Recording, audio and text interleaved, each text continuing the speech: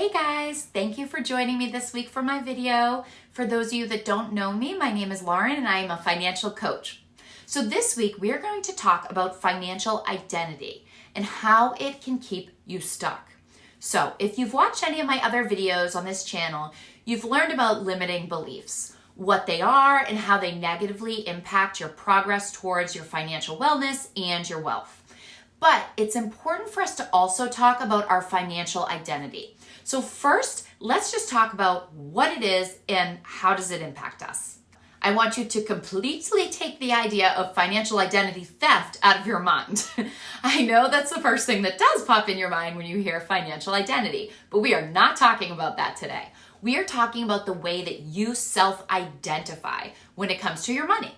So, do you consider yourself incapable or lazy or clueless? Or do you consider yourself helpless, stuck, or uncommitted?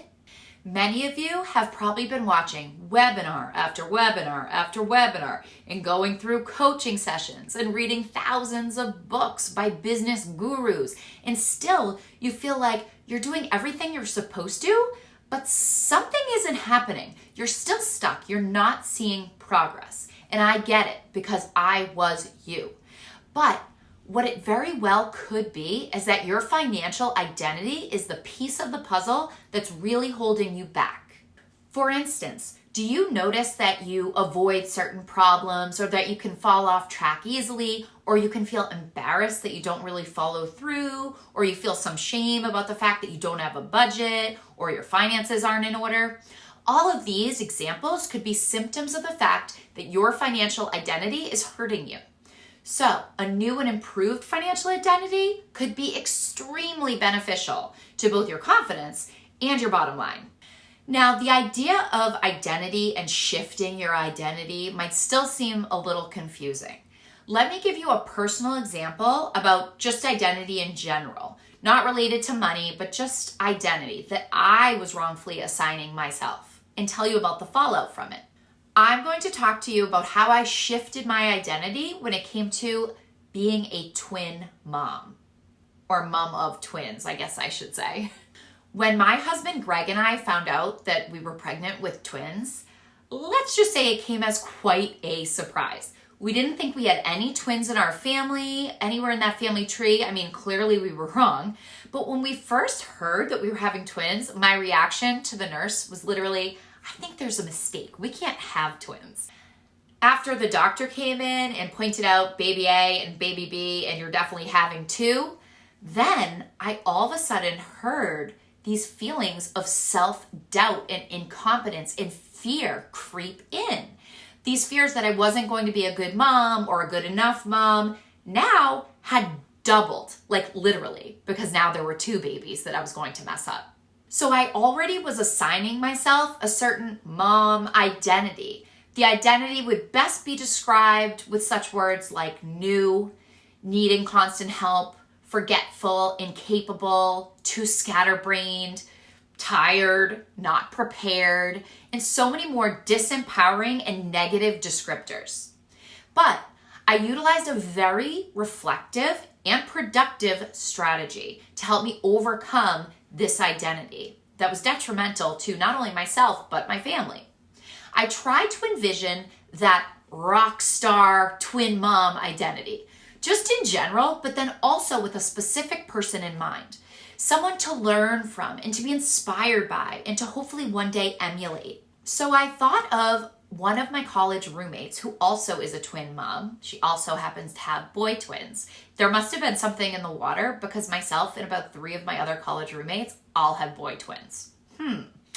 But not only was she a great friend, is she a great friend, but she was a great student, very athletic, super personable, and she really just got everything done and did it well. You know the type. And when I found out I was having twins, she currently had boy twins that were about 2 to 3 years old, I want to say. And based on conversations we had and social media posts, she was killing it, like superstar twin mom. So I started to look up to her almost as someone that I would want to become as a twin mom. And once I began to think of myself in the same light that I thought of her, I noticed some real shifts in not just my mindset, but my ability. For instance, I would say to myself, how would awesome twin mom handle the fact that I have to somehow load these babies into the car with my C-section scar and unload them and get them into the library for music hour on time? Overwhelming, right? Or I would say, how would my friend Amanda, who I admire and I look up to, how would she do this? If this was a challenge in front of her right now, what would she do?